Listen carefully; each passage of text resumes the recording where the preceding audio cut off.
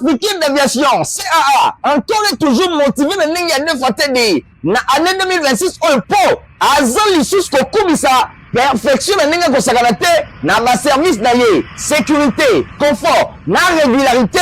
Bon, dit mélange lundi l'issous na Ninga Kosakanate. Mon côté na terrain. C'est Pélas de ces Pélas. Atim avion de la dernière génération. Le col à Airbus A320. Pour ma destination est dans ma province pour ma ville, il y a RDC. Bongo Sénaté, dans 2026, Oyo, CAA, a conquis 34 ans au Coca, dans service et ma client naïe. Ah, CAA, mon CPLC.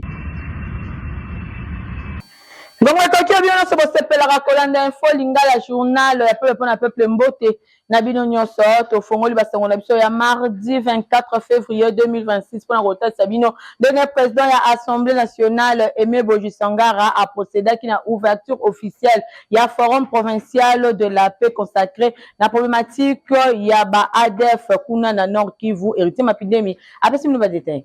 Président de l'Assemblée nationale, honorable Aimé Boji Sangara, a procédé à une ouverture officielle du forum provincial de la paix où il est consacré à la problématique de ADF dans Nord Kivu, Béni, et la présence de l'autorité politico-administrative, et les partenaires internationaux, et la société civile.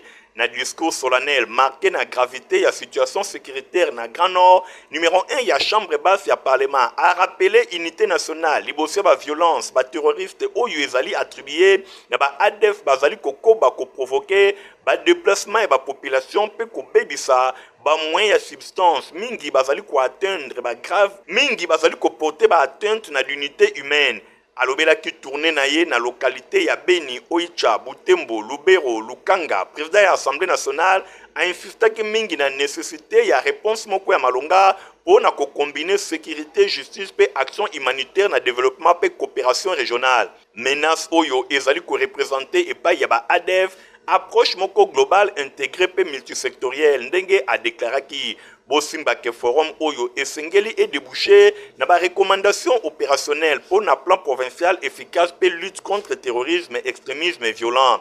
Boye a cité que chef de l'État Félix Antoine Tshisekedi Tshilombo a rappelé détermination na ye liboso ya insécurité. Alobi bazana devoir ya kobo ya résignation, kobo ya banalisation ya liwa ya batu, pe kobo ya population akoba ko vivre na pasi pe na mawa.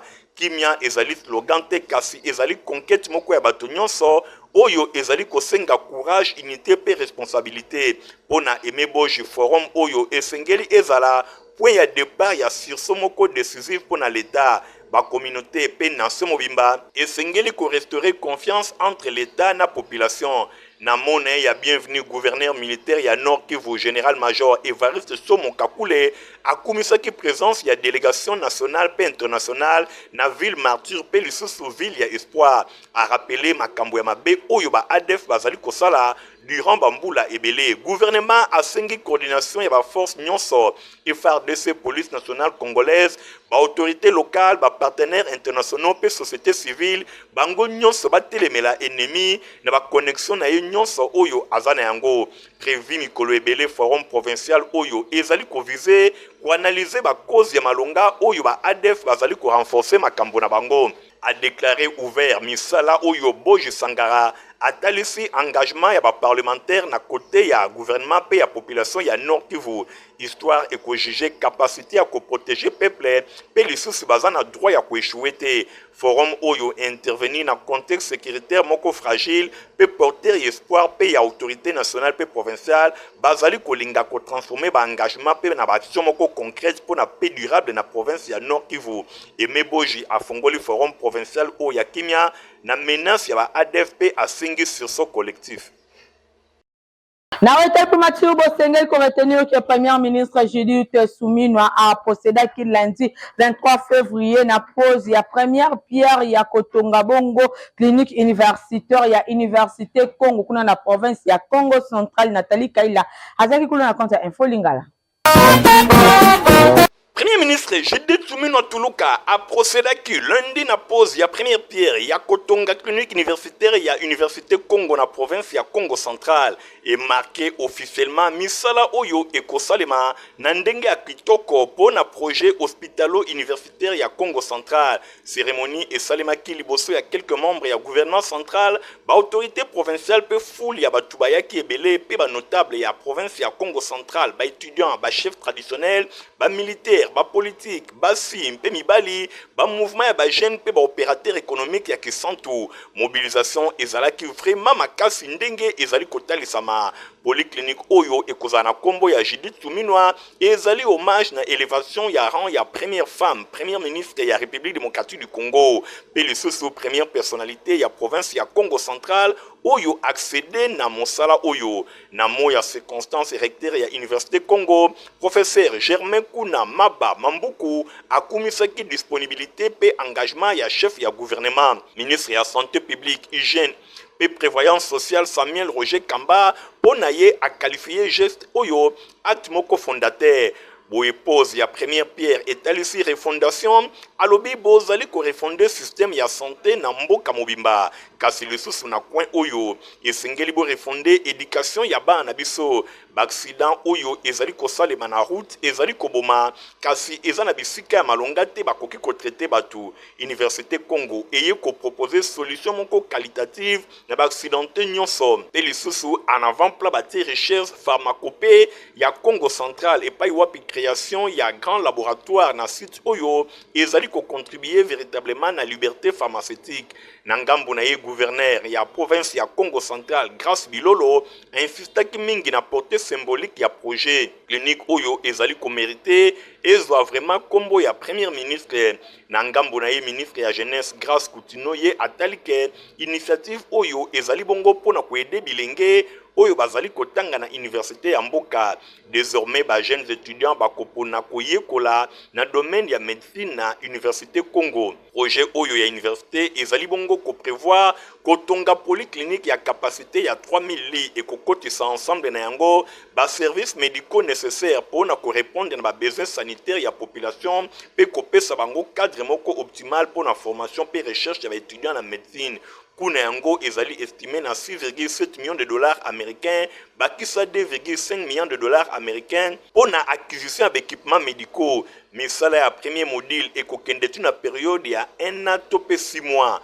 Oui, au-delà de l'infrastructure Université Congo, à côté ils sont en place complexe médical pour réalisation complète de projet Oyo et que les montant à 50 millions de dollars américains. Oui, ambitieux projet Oya Université Congo, ezali na sima ya vision ya chef de l'État Félix Antoine Tshisekedi Tshilombo, Oyo est mis en place na premier ministre Nanzela ya programme d'action ya gouvernement, Oyo ezali ko assurer accès na ba services de base, mingi penza santé pe éducation. Ba fonctionnaire parlementaire ya RDC ba bénéficiaire qui bon la capacité ya renforcement ya ba capacité non c'est seulement qui lundi 23 février na Golden Tulip kuna na impulsion ya secrétaire général ya Assemblée nationale Jean Ngouvu Ngoji bola na bataille elongo na héritier Mapinemi. Ba fonctionnaire parlementaire ya RDC bazali ko bénéficier atelier moko ya kafu pour na ko renforcer ba capacité na bango. Lundi 23 février 2026 ezali ki organisé na hôtel Golden Tulip impulsion ya secrétaire général ya Assemblée nationale Jean Ngouvu Lukoji. Ezali ki placé na thème administration pour organisation ya travail parlementaire, la logistique ba acte non logistique be protocole. Yango ezali atelier ya formation ezali ko sangisa ba cadre administratif ya Assemblée nationale pe ya Sénat organisé en partenariat na Assemblée parlementaire ya francophonie pe Université Senghor ya Alexandrie. Atelier oyo ezali ko viser ko améliorer qualité et appui technique oyo ezali ko pesa na ba député pe ba sénateur. Présent dans la cérémonie conseiller régional et Afrique APF à Sengaki na ba fonctionnaire parlementaire ba constituer socle moko permanent ya fonctionnement institutionnel oyo ba ko souligner nécessité ya ko renforcer continuellement ba compétence na bango liboso ya exigence ya mosala ya ba parlementaire. Durant 5 jours ba participants ba kozala former une équipe moko d'experts composée mingi na Zied Ayari, Étienne Boulanger ya Sénat français, Wabula Bimpa, Zachary P. Michel Ange, Mouloué Mimou Papa, boye na cérémonie oyo une minute ya silence ezalaki observé na mémoire ya Geoffroy Dieudonné, administrateur parlementaire belge oyo akufaki na mission ya formation na Bamako na 2015 na initiative oyo parlement ya RDC bazali ko professionnaliser davantage administration na bango pour na ko répondre efficacement na ba attente institutionnelle et démocratique. Na waso mususu Simba ke président ya commission électorale nationale indépendante CENI na mokuse mwana mboka Denis Kadima Kazadi ayambaki délégation sénégalaise oyo ezali chargé ya ko élaborer ba texte pour na réforme ya commission électorale na bango. Stéphane Skande héritier Mapinemi ba pesi bino ba détail. Président de la Commission électorale nationale indépendante, Denis Kadima Kazadi, a Betaki Masolo et l'ongona délégation sénégalaise représentant un comité technique chargé à élaborer un texte pour l'amélioration du système électoral na Sénégal.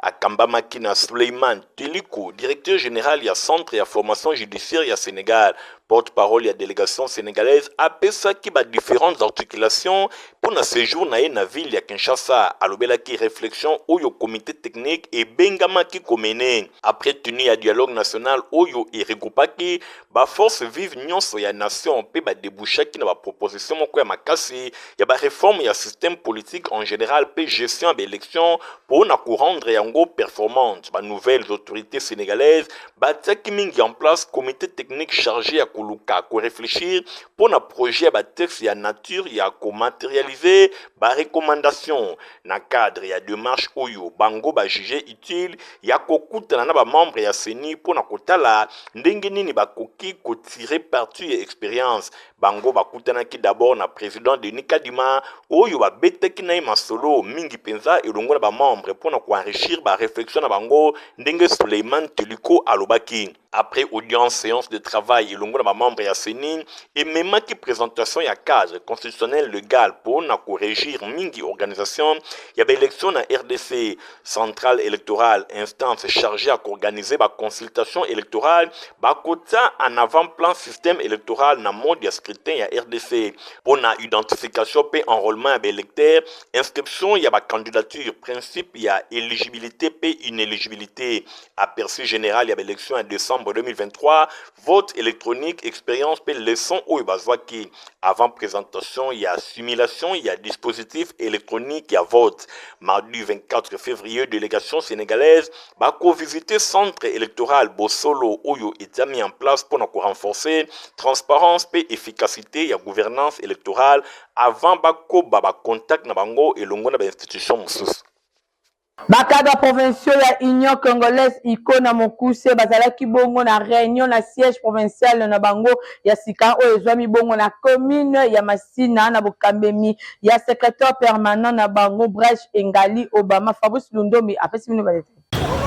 Première réunion, il y a cadre provinciaux, il y a Union Congolaise, Ikona Mokuse, parti cher, il y a professeur Daniel Mukoko Samba et Salemaki dimanche 8 février 2026 dans siège Nabango, il y a secrétariat exécutif provincial, il y a Kinshasa, Oyo et Zwami na commune ya Masina. Beaucoup tani Oyo to rencontre stratégique et Zalaki na cadre, il y a dynamique, il y a structuration, il y a redynamisation, il y a parti na niveau, il y a base. Na ordre du jour et Zalaki, séance préparatoire, il y a grande activité, il y a samedi 7 mars 2026, journée provinciale Oyo et Komarke Mingi, inauguration officielle, il y a siège provincial Nabango, action Oyo grâce na échange de V, Pelisusu, présentation ya animateur, il y a comité provincial, pe structure Misusu, il y a parti, na niveau, il y a ville province, il y a Kinshasa, Misala Izala qui dirigeait na secrétaire exécutif provincial adjoint, Jean Makassi, na présidence, il y a Sep, Bredge Engalim, Firi Obama, figure engagée, infatigable, il y a Union Congolaise, Pelisusu,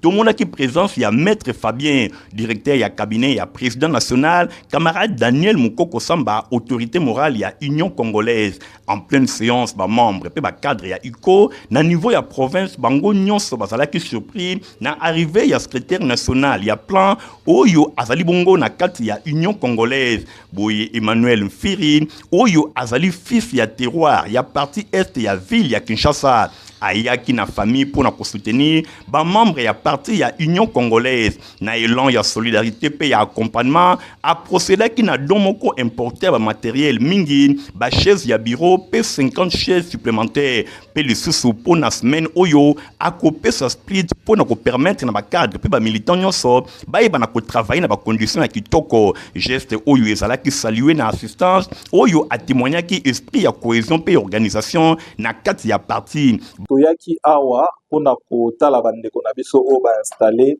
siège ya parti national à Union Congolaise ezali parti ya professeur Daniel Mukoko Samba. Siège ya province s'installer awa na Tchangu ezalaki important pona biso ya koya kotala po bandeko ebele batu na biso. Za ebele tozo se retrouver na ba effort oyo ya azosala pembeni ya chef de l'État pona ko stabiliser économie pona ko porter voix à Congo et babana e ko réclamer tokoya wapi. Maintenant que le secrétariat exécutif provincial et Sali Makasi et Zui et Sika eza na ngope na nzela principal à Tchangu ndenge toyebi eza district où eza le plus populaire pour tolinga tous à l'approche à peuple. Prej Engali na ngambo na ye akumisa ki geste surprenant oyo pe a insista ki mingi na engagement ya ba cadre pour na ko réussir grande activité provinciale oyo ezali koya. Toza surpris comment notre camarade aza secrétaire national en charge ya plan pe azali conseiller na cabinet ya vice-premier ministre en charge de l'économie nationale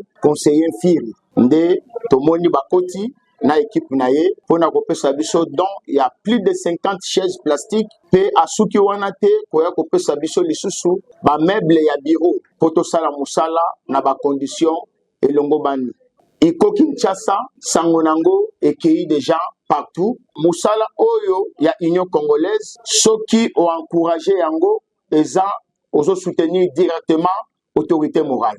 Et à travers conseiller Firi, c'est côté Nambela na biso, yepa commissaire la biso, côté Oyo biso, Mungonge comité. Nous en a besoin, ville Mobimba tous les 24 communes, tocha ba drapeau, nous devons ça comprendre, eux allez qu'on peut pas le baquer, eux allez visibilité, il y a autorité morale, Daniel Mukoko Samba. Oyo Mukoko Samba, azali ko sala, na mboka na biso, et monani na miso abat, et lobami pe na miso abat. To bengi, batu nyonso baya, pour accompagner biso na visibilité na implantation ya notre parti na niveau ya ville province de Kinshasa. Nangambo na ye Emmanuel Mfiri a encouragé qui adhésion massive pe a souligné qui visibilité ya siège provincial na boulevard Lumumba na commune ya Masina oyo ezali symbole moko ya makasi ya implantation pe ya vitalité ya Union Congolaise. Réunion oyo e marqué qui étape moko importante na consolidation ya ba structure provinciale ya parti oyo ezali porter na unité organisation pe volonté commune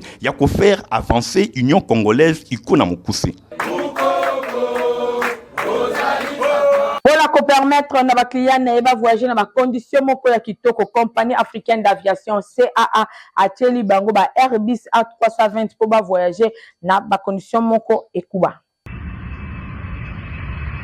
Ah oui, compagnie africaine d'aviation CAA encore et toujours motivé na ndenge ya nefatedi na année 2026 au po azali lisusu kokumisa perfection na ndenge kosakana te na ba service na ye sécurité confort na régularité bondimela nde lendi lisusu na ndenge kosakana te moko te na terrain c'est pelas de ces pelas ati bavion na la dernière génération lokola Airbus A320 pour na ba destination ebele na ba province pour la ville ya RDC bongo sénaté na 2026 oyo CAA a conquis 34 mokoka na service ba client na ye. Ah, CAA, Mose Pelisi. Honorable Nerombungu Fumu Yabanga Moyo akenda kiko déposer gerbe de fleurs mokola mardi 24 février liboso ya nzoto ya molongani ya artiste Dikando mwana kini oyo akufa ki mikolo eleki nyonso elekanaki na hôpital du cinquantenaire Héritier Mapine Miladi Landu bazaki kuna na compte info Lingala. Honorable Nerombungu Fumabanga Moyo tango nyonso azalaka pene ya ba proche na ye tango likambo ezwami ye atika kabango soki mokete. Honorable Nerombungu Fumabanga Moyo akitaki mokolo ya mardi 24 février 2026 na hôpital du cinquantenaire epai wapi akendaki ko assister artiste musicien Dikando Ndombasi oyo akufelaki mwasi na ye depuis mikolo eleki. Mama Jacqueline Vata ye abotama na ville ya Kinshasa na 1968. Boye akufi bongo na 2006 ye azali mobotami ya village Sekebanza. Boye akufaki na bokono ya tango molai. Hôpital du cinquantenaire e yambaki bato ya ndenge na ndenge baninga bandeko pe bayebani bayaki ebele pona ko assister na bobsek oyo. Honorable Nerombungu azalaki pe accompagné na bato oyo bazalaka tango nyonso penepene na ye. Boye tango dépôt ya ba gerbe de fleurs ekomaki, Honorable Nerombungu alekaki pona ko déposer gerbe de fleurs na ye oyo etalisi bolingo oyo azalaka na yango tango nyonso penepene ya bandeko oyo bakufeli. Artiste Dikando ye azalaki musicien orchestre Tufurai Muzika abeta pe epai ya Joe Poster aleka na anti-choc ya Bozi Boziana. Bosimba pe boyebake ezalaki vraiment moment moko ya émotion makasi tango cortège elongwaki na hôpital ya cinquantenaire pona kokende na cimetière ya Kimberley epai wapi mama Jacqueline Vata akopema pona libela. Geste ya Honorable Nerombungu Fumabanga moyo esepelisaki artiste Dikando na ndenge ya makasi pe bandeko elongo na bayebani nyonso oyo bamonaki ke Fumabanga moyo Honorable Nerombungu alelaka tango nyonso na bayi oyo nyonso bazali kolela.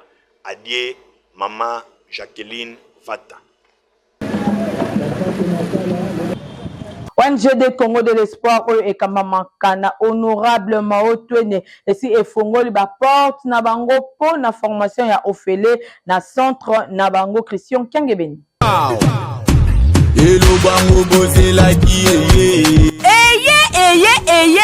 ONG de Congo de l'Espoir ya mwana mboka Honorable Mao Twene oyo bamesana kobenga ele responsable Papa Selembao efongoli ba porte po na formation professionnelle ya ofele tolobi bien ya ofele na ba filière lokola auto-école, informatique, coupe couture, esthétique, alphabétisation na langue toza bongo na anglais na français. Ah oui, ndenge kaka balobaka, il y a pas un saut métier, il y a que des sauts gens. Ndeko nangai qui dit bateo olobi babongisaka yango lelo. ONG de Congo de l'Espoir ya mwana mboka Honorable Mao Twene du le responsable Papa Selembao et fongoli ba porte po na moto nyonso na Kinshasa en général pe na Selembao en particulier. Bozwa bango na adresse oyo route de Matadi numéro 3 bis quartier Cité Verte référence à Libulu na commune ya Selembao Oza Mobimba. ONG de Congo de l'Espoir, la formation c'est nous.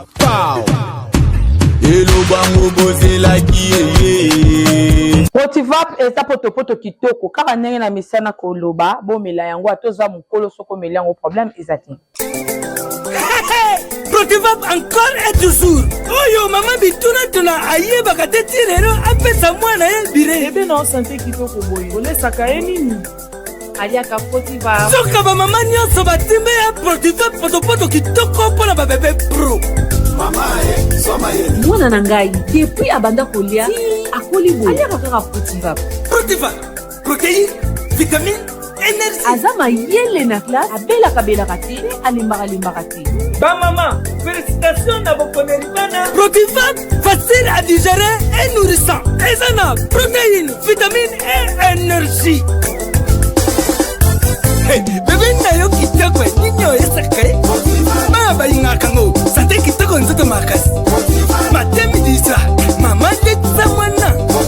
Sukana mbimbi, oyo sukana mbimbi. Protivap.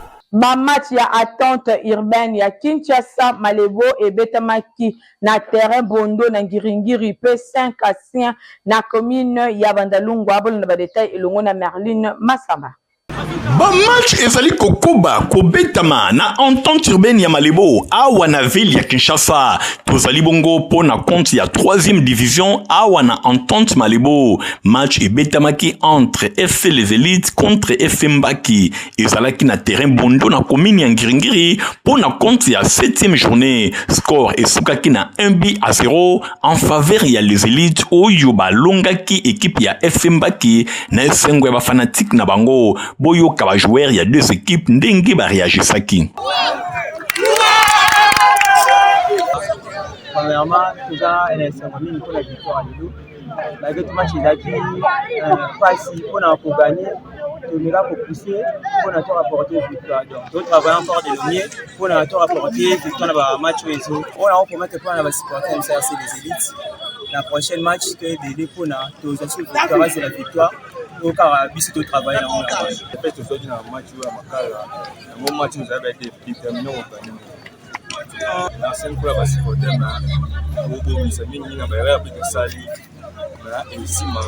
Nangambo mosusu pe na terrain 5 ancien awa na commune ya Bandalungwa epai wapi public bayaki koyoka lisano oyo ebetamaki pona compte ya première journée ya phase retour awa na entente urbaine ya football Malebo toujours équipe ya Fibo alongaki équipe ya lisano na 2-0 victoire oyo ezali ko maintenir équipe ya FC Fibo na deuxième position pona compte ya entente urbaine ya football ya Malebo ndenge ba match ezali kobetama boyo ka ba réaction après match porter na biso la victoire on est tous à sur na terre perdre ti to pe na match monte to ko faucher donc prochain match ndeka to gagner le prochain match pe victoire ekota donc on senga ba fan biso ba ebele ko leka ko to ba ele na ba supporter nyo so académie Fibo ba o ba été lelo ba équipe de jeunes les on y phase retour doit concentrer l'objectif de biso et bima champion surtout à match équipe de la division 1 et avant c'est un million on to bani la victoire le 2-0 encore 7 matchs à jouer donc il doit concentrer.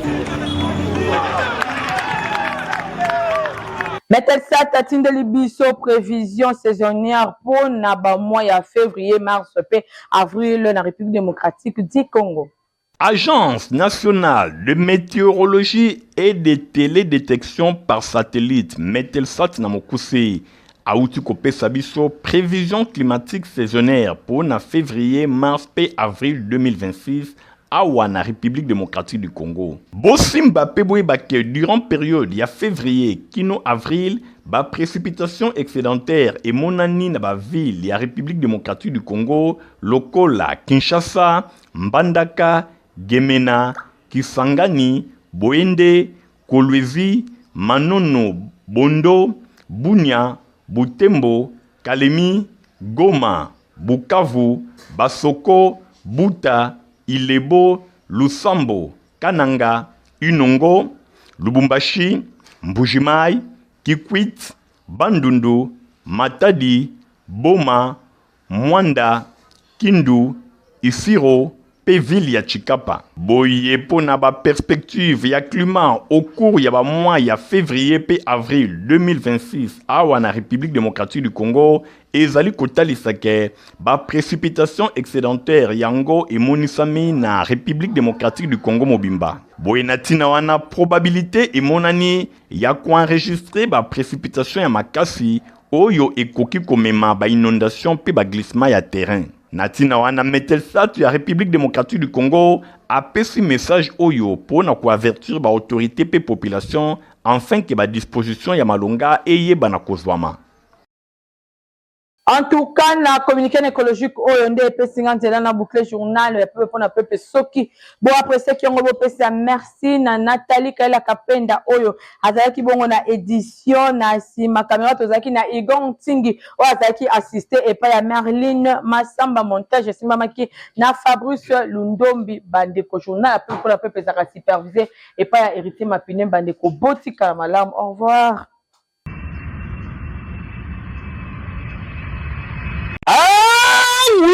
Compagnie africaine d'aviation, CAA, encore et toujours motivé de n'engager fatigué. Na année 2026, on peut, azal l'issue kokubisa, perfection de n'engager kosakanate, na ba service d'ailleurs, sécurité, confort, na régularité, bon di mélanger lundi l'issue na n'engager kosakanate, mon côté na terrain, c'est pelas de ces pelas, ati avion de la dernière génération, le col Airbus A320, pour la destination est na ma province pour la ville, il y a RDC.